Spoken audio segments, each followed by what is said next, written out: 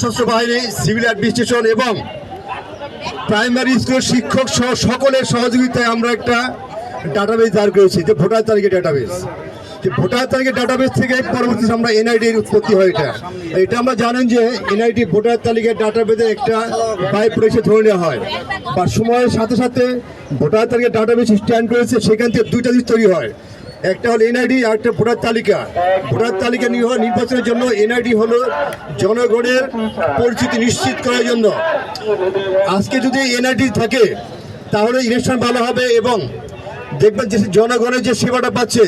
আমরা জানি যে আমাদের যে সামাজিক নিরাপত্তা বেষ্টনীর মাধ্যমে সাধারণ মানুষের সেবা দেওয়া হয়, তার জন্য প্রধান পরিচিতি নির্ভর করে এনআইডির জন্য। আর আমাদের আজকে যে দাবি, যেটা এনআইডি রাখার দাবি, এটা শুধু ইলেকশন কমিশনের দাবি না। আমরা কি এখানে আমার বেতন বৃদ্ধির দাবি জানাচ্ছি, আমরা আমাদের পদোন্নতির দাবি জানাচ্ছি আমরা। এটা কিন্তু আমাদের কোনো সুযোগ সুবিধার দাবি নয়। এটা হলো 13 কোটি মানুষ যাদের তথ্য আমাদের ডাটা সেন্টার আছে, ডাটাবেস আছে, আমাদের যে ডাটাবেজ আছে 13 কোটি মানুষ, তাদের প্রত্যেকের ডাটা গোপনীয়। এই ডাটা নিয়ে যাতে কেউ কোনো তথ্য না করতে পারে, এই ডাটা যে হাতছাড়া না হতে পারে, আমাদের মূল বিষয়টা সেখানে। এটা আর একটা বিষয় হলো, আপনারা জানেন যেহেতু ভোটার তালিকার ভোটার ডাটাবেস তৈরি করা হচ্ছে, এটাকে যদি ভাগ করা হয় তাহলে নিশ্চিত করেই ভোটার তালিকা এবং এর দুটি ক্ষতিগ্রস্ত হবে এবং দুটির মৃত্যুবরণ করতে পারে।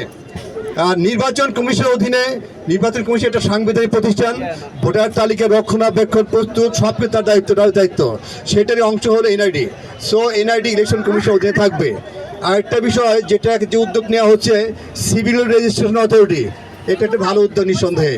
তবে যেহেতু ডাটাবেসটা নির্বাচন কমিশনের আন্ডারে, নির্বাচন কমিশন মেনটেন করে, আমরা সিভিল রেজিস্ট্রেশন অথরিটির যা কাজটা হবে সেই কাজটাও নির্বাচন কমিশনের আওতায় নিয়ে আসতে হবে। সেই ক্ষেত্রে এনআইডি পরিসরটা আমাদের আরো বৃদ্ধি করতে হবে।